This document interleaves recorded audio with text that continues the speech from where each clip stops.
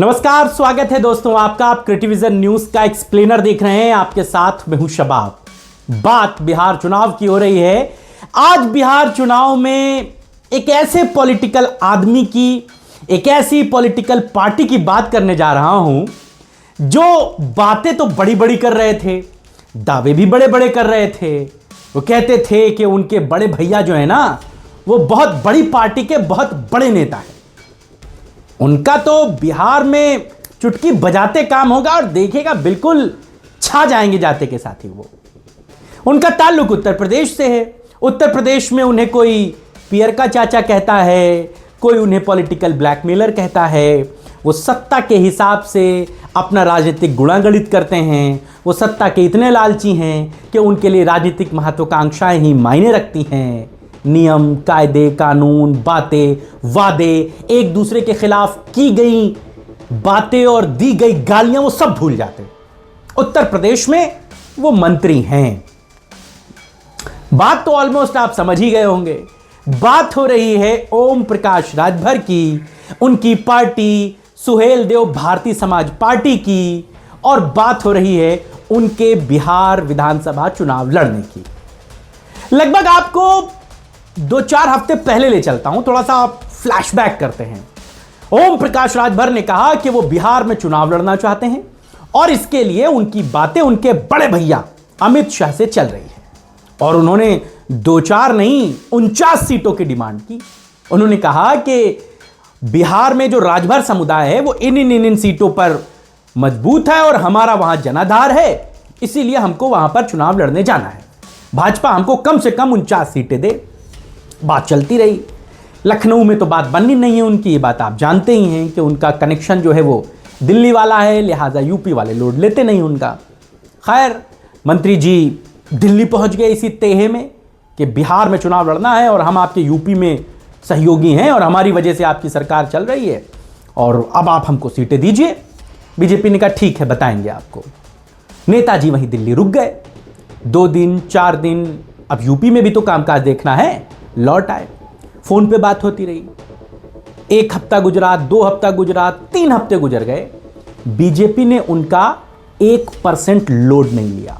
जी हां, ना ही जवाब दिया और ना ही उनका लोड लिया। जाओ, तुम्हें जो करना है कर लो।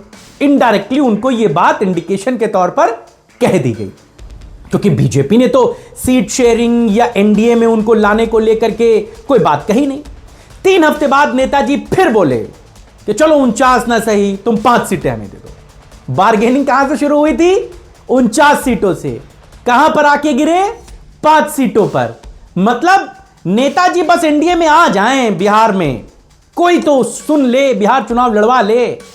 बीजेपी ने 1 हफ्ता और टालने के बाद उनका बिल्कुल लोड नहीं लिया। अब नेताजी इस बात से गुस्सा आ गए कि बताओ, मैं यूपी में आपका सहयोगी हूं, पंचायती राज मंत्री हूं, अल्पसंख्यक कल्याण मंत्री हूं, बिहार में इतना राजभर समुदाय है, 3-3.5 करोड़ मतदाता है, और आप हमको मौका ही नहीं दे रहे लड़ने का। बीजेपी ने कहा जाओ, तुमको जो करना है कर लो। गुस्से में नेताजी, अब चूंकि मरता क्या ना करता, अब चुनाव तो लड़ना है, नाक की बात हो गई। बीजेपी ने तो मना कर दिया। अब यह भी नहीं कह सकते हैं कि बीजेपी ने सीटें नहीं दी तो हम चुनाव नहीं लड़ेंगे। एक और उनके साथी थे, वो भी इसी तरीके की बार्गेनिंग कर रहे थे। उनको डांट फटकार दिया गया, वो चुपचाप सन्नाटे में बैठे हैं। उन्होंने चुनाव लड़ने का ख्वाब ख्याल छोड़ दिया। लेकिन ओम प्रकाश राजभर की नाक की बात थी। अब इन्होंने अपने दोनों बेटों को लगाया कि भैया कम से कम चुनाव लड़ने के आदमी तो ढूंढो, अब तो चुनाव लड़ना पड़ेगा। तो रोग आकर कुछ प्रत्याशी मिले। कहा यह गया कि 117 सीटों पर, 117 सीटों पर बिहार में ओम प्रकाश राजभर की पार्टी चुनाव लड़ेगी। इसका भी बड़ा मुजस्समा बनाया गया, बड़ी बातें कही गई। ओम प्रकाश राजभर ने 117 सीटों पर प्रत्याशियों के चुनावों के नामों का ऐलान कर दिया। पहले फेज में लगभग 40 प्रत्याशी हैं उनके, और दूसरे फेज में तकरीबन 70 के आसपास उनके प्रत्याशी हैं जो चुनावी मैदान में होंगे। अब सबको लगा कि अब तो राजभर भाई साहब बिल्कुल तैयार हैं, बिल्कुल झमझमा देंगे बिहार पूरा। लेकिन नतीजा क्या हुआ? कहीं राजभर साहब आपको नजर आ रहे हैं?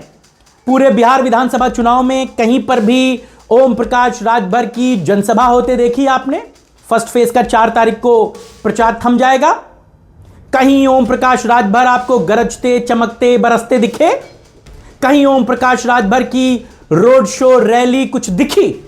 मुझे तो नहीं दिखी। अगर आपको कहीं दिखी हो तो मुझे जरूर वीडियो भेजिएगा, हम उसको अपने दर्शकों को जरूर दिखाएंगे।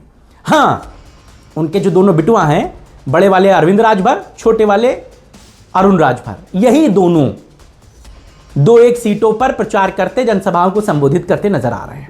यानी कि जिस पार्टी के वो स्टार हैं, वो स्टार प्रचारक के तौर पर बिहार में कहीं नहीं है। यानी कि ओम प्रकाश राजभर को भी यह बात समझ में आ गई है कि वो चुनाव 1 सीट पर लड़े, 100 सीट पर लड़े, 117 सीटों पर लड़े, उसका कोई असर होने जा नहीं रहा है। जो वो ब्लैकमेलिंग करना चाहते थे बीजेपी के साथ, वो हुई नहीं। यूपी में तो बीजेपी में उनका काम बन गया, लेकिन बिहार में एनडीए ने, नीतीश ने बिल्कुल किक आउट कर दिया कि जाओ यूपी में अपनी पॉलिटिक्स करो, हमें नहीं चाहिए तुम्हारा साथ, ना हमें तुम्हारे वोटरों की यहां जरूरत है, हमारा अपना जनाधार है।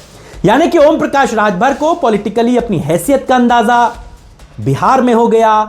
एक तो गठबंधन में एक भी सीट नहीं मिली, दूसरी बात राजभर साहब ने भी उन तमाम चीजों से अपने आप को चुपचाप पीछे कर लिया, वो कहीं प्रचार करने नहीं जा रहे हैं। दूसरी इंपॉर्टेंट बात, पिछली बार उत्तर प्रदेश में भी उन्होंने एक भागीदारी मोर्चा बनाया था, उसमें असदुद्दीन ओवैसी थे, वो थे ओम प्रकाश राजभर, स्वामी प्रसाद मौर्य, ऐसे 2-4 बड़े नेताओं को लिया।